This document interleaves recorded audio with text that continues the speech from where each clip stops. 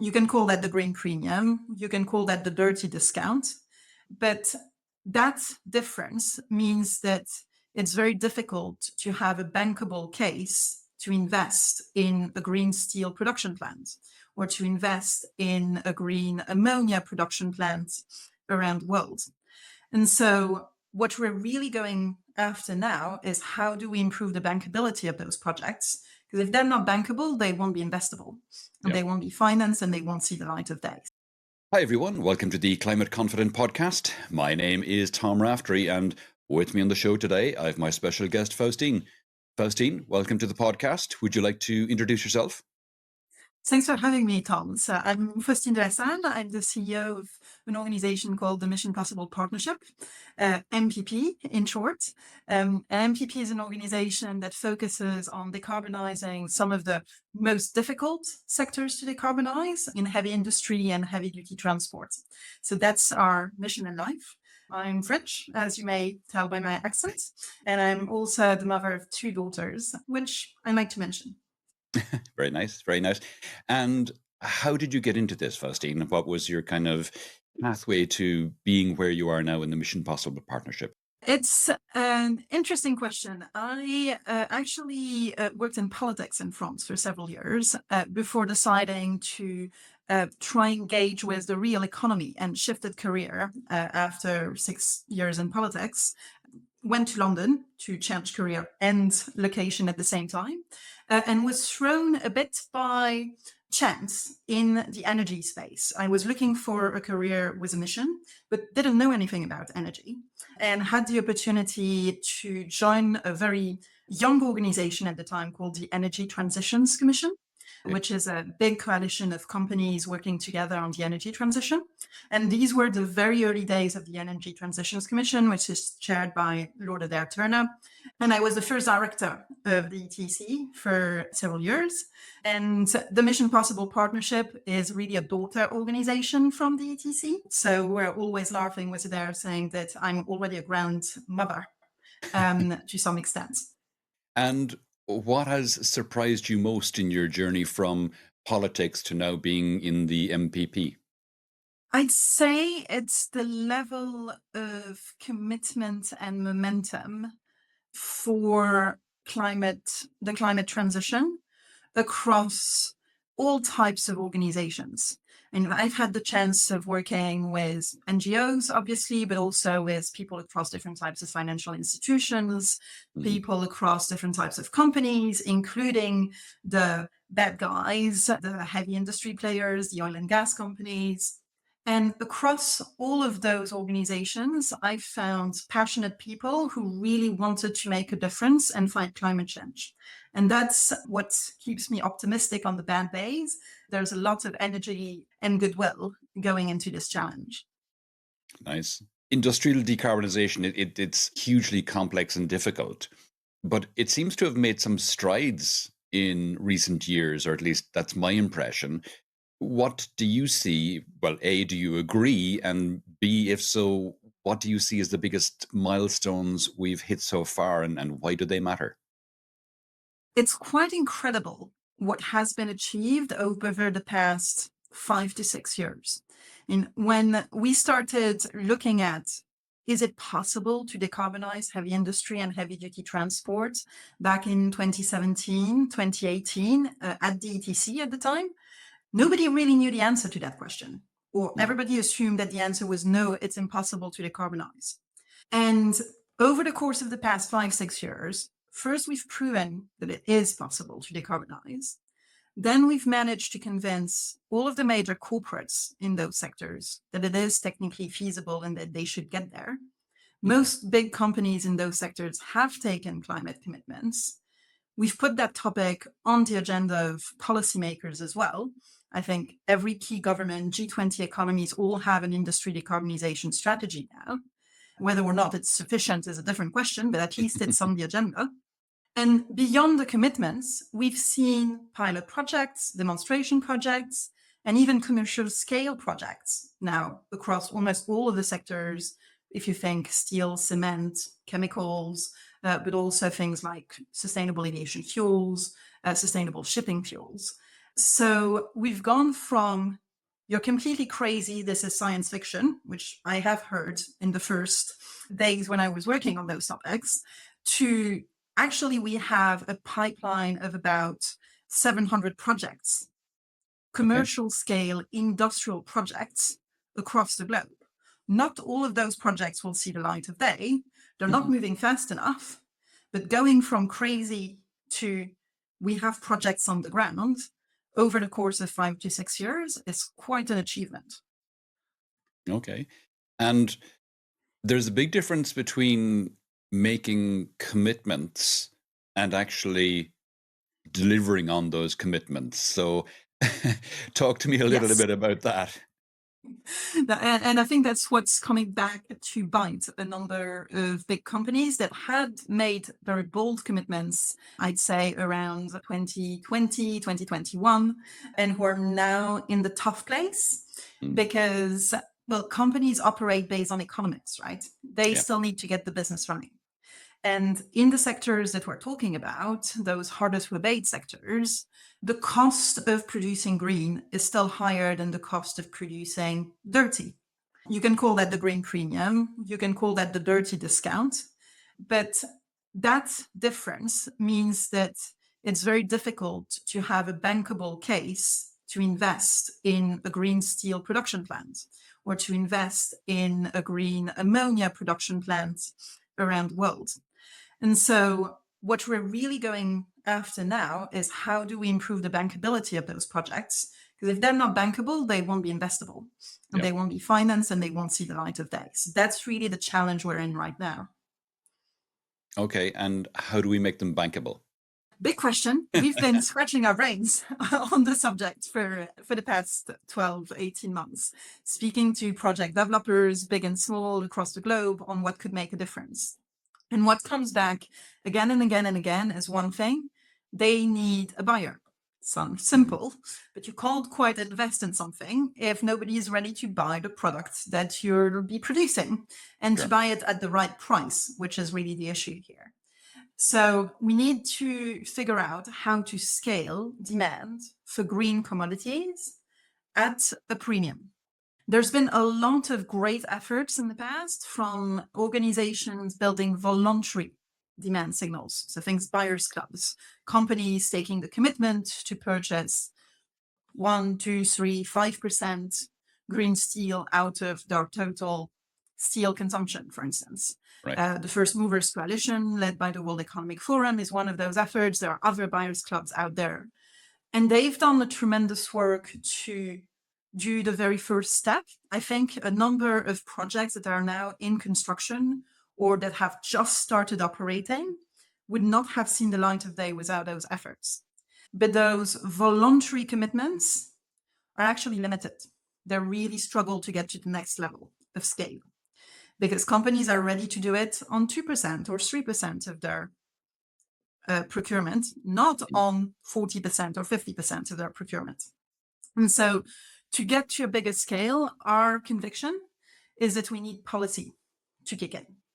We've published a big report at COP29 last year, a policy playbook on how to stimulate demand for green commodities through policies like mandates, through policies like product standards, building standards that would force the buyers of steel, cement, transport fuels to buy at least a share Mhm. of their procurement to buy green. And that would create greater certainty of market for the producers. And so it could facilitate investment. Okay.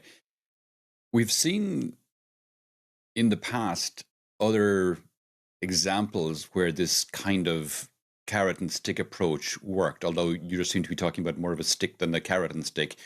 As in, if I'm thinking back to the renewables around kind of 2008 to 2016, they got subventions and also there were feed-in tariffs as well. There were, particularly in Germany, we saw people being given, I think it was 45 cents per kilowatt hour for every kilowatt hour of solar generated, which is incredibly generous. I'm getting 5 cents per kilowatt hour from mine today.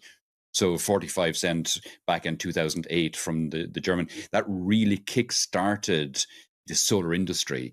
And if we think as well in terms of electric vehicles, we've seen here in Europe a twin effort where you, as a buyer, you get a subvention on a vehicle if you're buying it. You get a bigger subvention if you're scrapping an internal combustion engine vehicle. And the manufacturers are being pressured as well because there are, in 2020, they had to have, I think it was 120 grams CO2 per kilometer average across the entire fleet that they sold. And this year, 2025, that has dropped to, I think it's around 90 now. So this is forcing the manufacturers from one side. And of course, we have the phase out of internal combustion engine vehicle sales in Europe by 2035. So it's a combination of carrot and stick. Do you think that'll work as well in the industrial sector?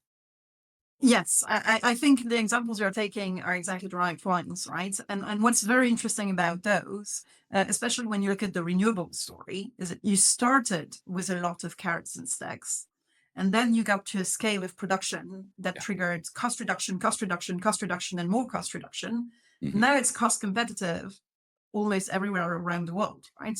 And you Yeah. don't need those subsidies anymore.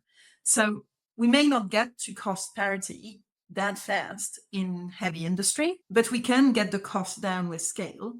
And Hmm. that's what the holy grail is. But to get there, we'll need those carrots and sticks in the first years.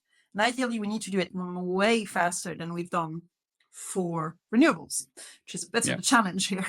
But the carrot and stick approach is the right approach. And the reason we insist more on the stick right now is that there's actually across the big G20 economies quite a lot of carrots already put out there. If you think about the US and the Inflation Reduction Act, it was a massive carrot thrown to the US industry. And we've been working in the US with our partners at RMI for several years. What we've seen is that the carrot only doesn't work. You do need the carrot and the stick, where we're seeing projects progress more. And we've been working in Texas and in California. We've seen progress much more in California than in Texas. Same amount of IRA subsidy, but California has state regulations that are much more stringent. And so it's the combination of IRA plus state regulations that was really the winning combination.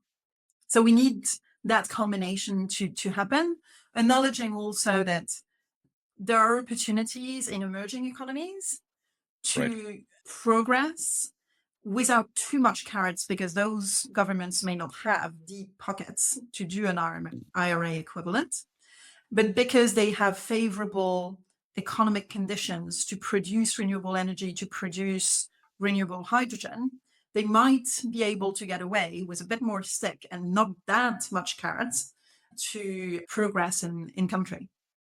Right. Interesting. Yeah. And I've seen some interesting things come out of developing countries, like Ethiopia has banned the import of internal combustion engine vehicles, and Rwanda, not so long ago, has banned the sale of internal combustion engine two-wheelers, which made up well over 50% of transport in Rwanda up to now. And we see protectionist moves like across multiple countries around the world. There are economies where those protectionist instincts might actually play out positively for the industry decarbonization. Because, for instance, we're very active in Brazil.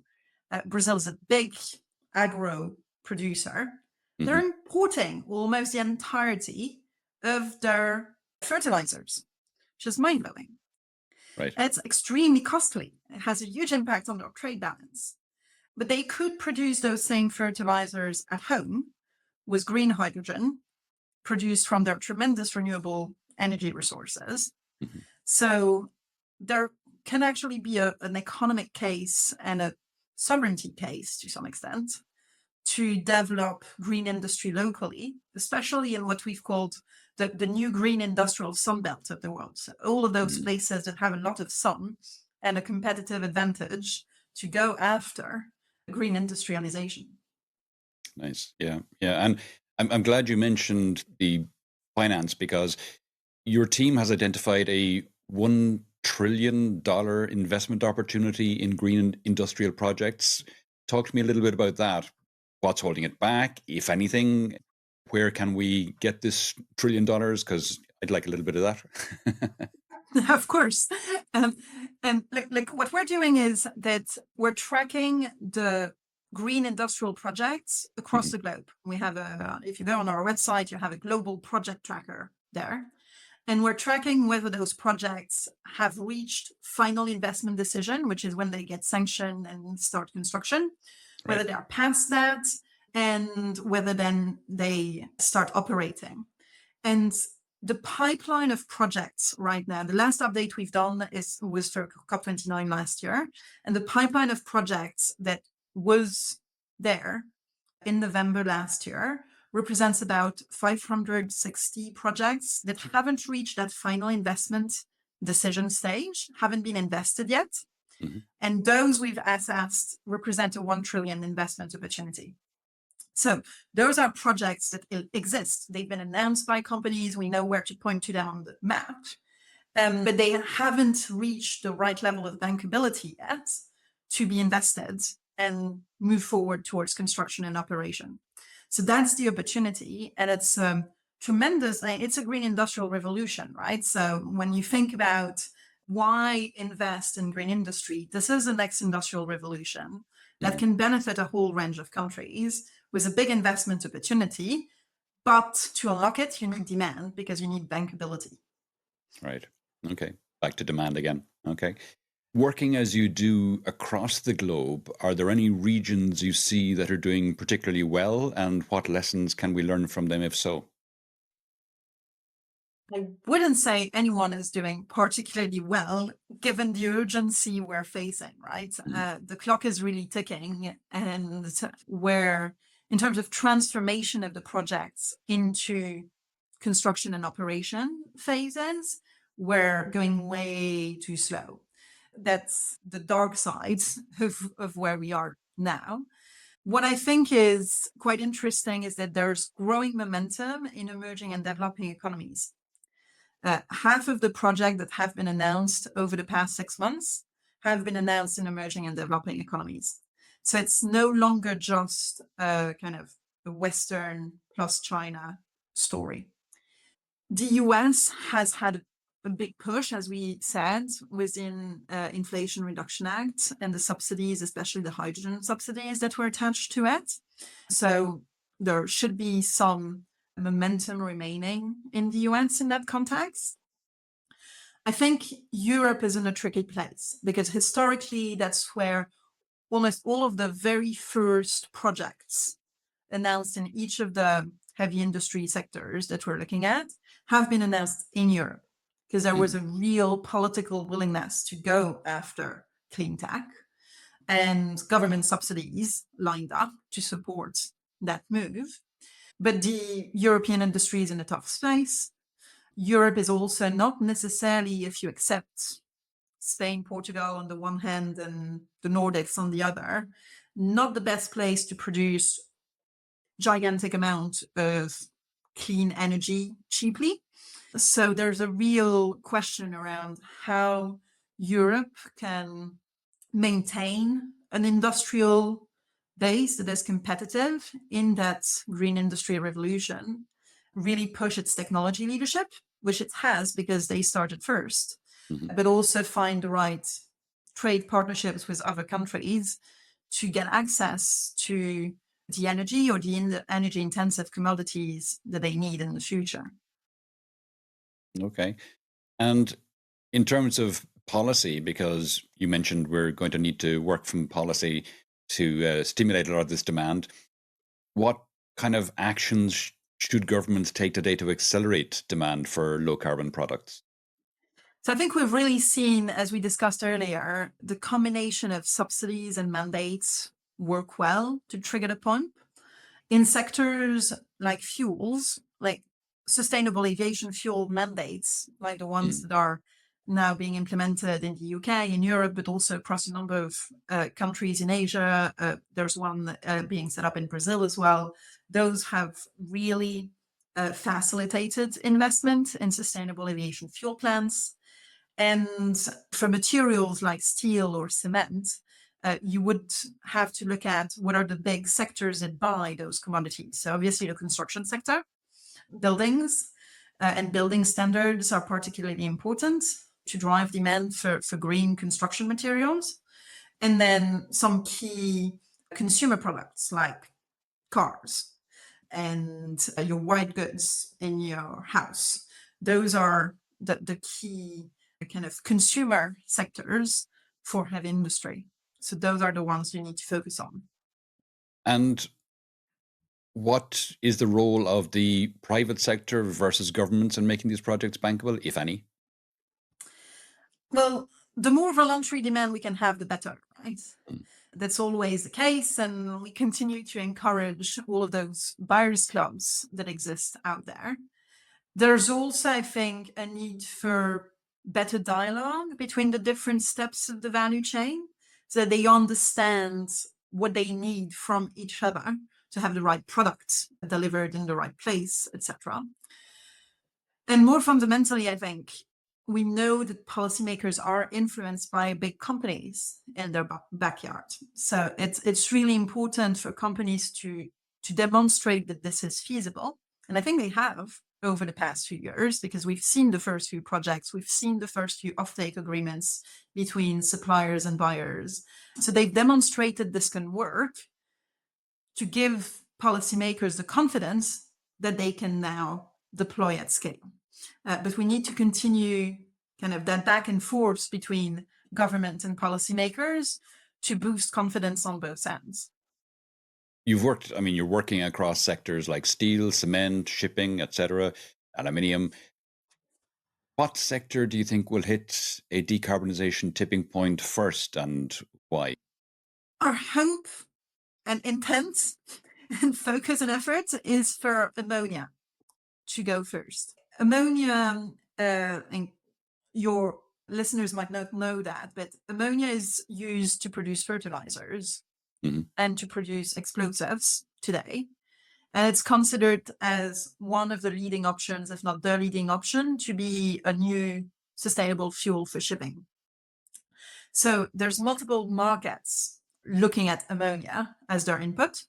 And ammonia is the most easy transformation of hydrogen, if you want. There's only one step from hydrogen to ammonia, and it's already a process that exists because all ammonia around the world produced today is already transforming hydrogen into ammonia. So it's the easiest step to transform, to replace the gray hydrogen that they're currently using by green hydrogen or blue hydrogen, but clean hydrogen. And if we do that and manage to scale that in the ammonia market, then we'll scale production of clean hydrogen. And if we scale production of green hydrogen, we should be able to achieve cost reductions, economies of scale. And that will then benefit all other sectors, steel, aviation, that will want to use hydrogen as well. But that's kind of, in our minds, it's the first domino. It's ammonia as the first domino to scale hydrogen production, clean hydrogen production, and therefore facilitate the transition of everyone else in this space. And what's the one untapped opportunity in industrial decarbonisation that you think the world isn't paying enough attention to? Well, ammonia is definitely one. Any others? And the others, well, I'd say going back to basics as well, in terms of pursuing energy efficiency where you can, and pursuing systems efficiency as well. And we often forget that you can build a building still with cement, but with less cement. You can fly less. You can build automatives and lightweight them so that you have the right balance between steel and aluminium and use less steel and aluminium. So those design options are also really important to make progress in terms of short-term emissions reduction. If we move out 10 years to 2035, how do you think we'll look back on this moment in industrial decarbonisation, and what do you think, or what do you hope we'll say about 2025 and the actions we've taken in the last 10 years? It's interesting you ask this question because our whole organization is right now focused on 2030 as the milestone. We have a target for 2030 based on all of the analysis we've done in past years. We know that we need about 700 green industrial plants to be up and running in 2030 to be on a 1.5 degree compatible trajectory. So to help the world limit the rise in global temperatures to as close as possible to 1.5 degree.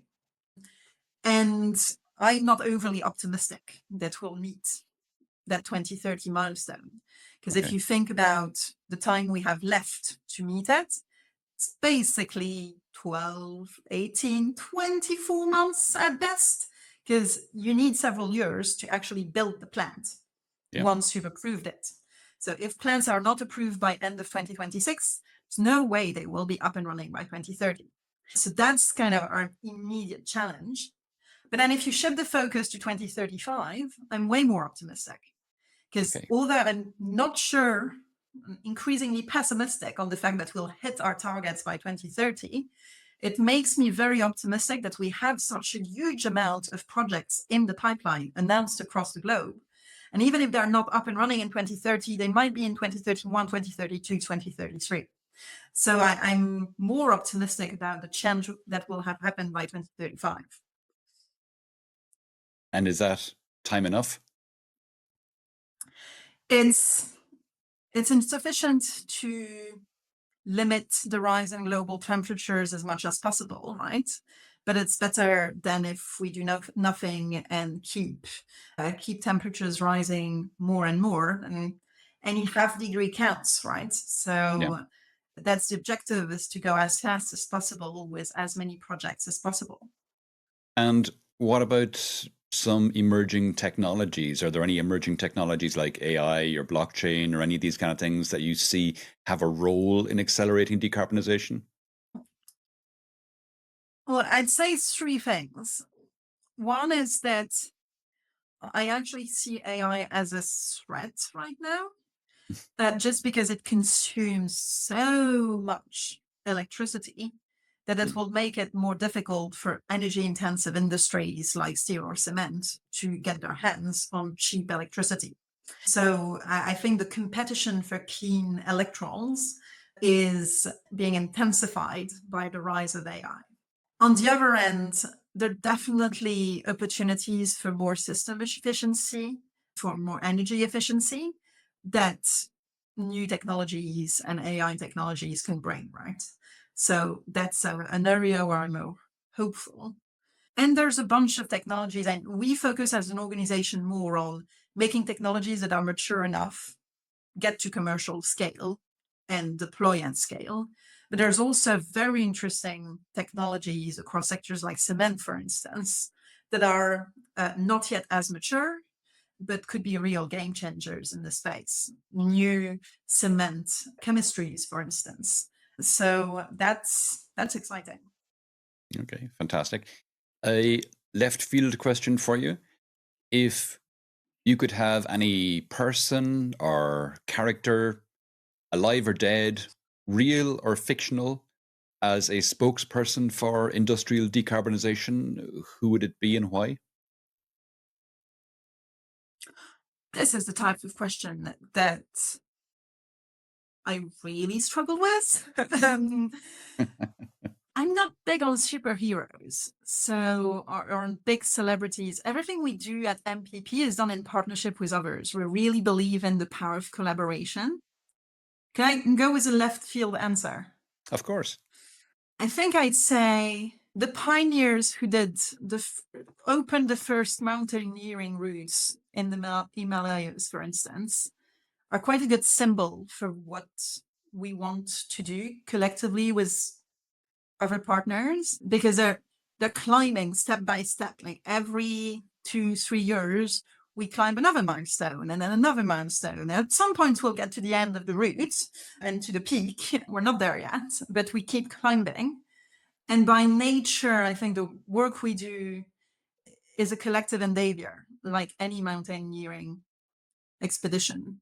Mhm. So that's, I would go to the Mullerys and Herzogs of this world, who have pioneered mountaineering in the Himalaya. Oh, interesting. Nice. I like it. Good. Cool. We are coming towards the end of the podcast now, Faustine.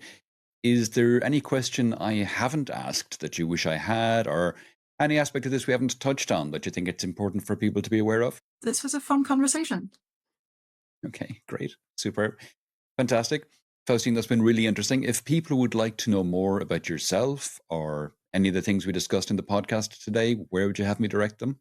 We're most active on LinkedIn. You can find me at my name, Faustine Delasalle, on LinkedIn. We have a Mission Possible partnership page as well, with a monthly newsletter called Signal that people can sign up to. And our Mission Possible partnership website is also a good place to go for all of our analysis of past years. There's a lot accumulated there. And the global project tracker I mentioned is also on our website. Fantastic. I'll put those links in the show notes, Faustine, so everyone has access to them. Great. Faustine, that's been really, really interesting. Thanks a million for coming on the podcast today. Thanks for having me.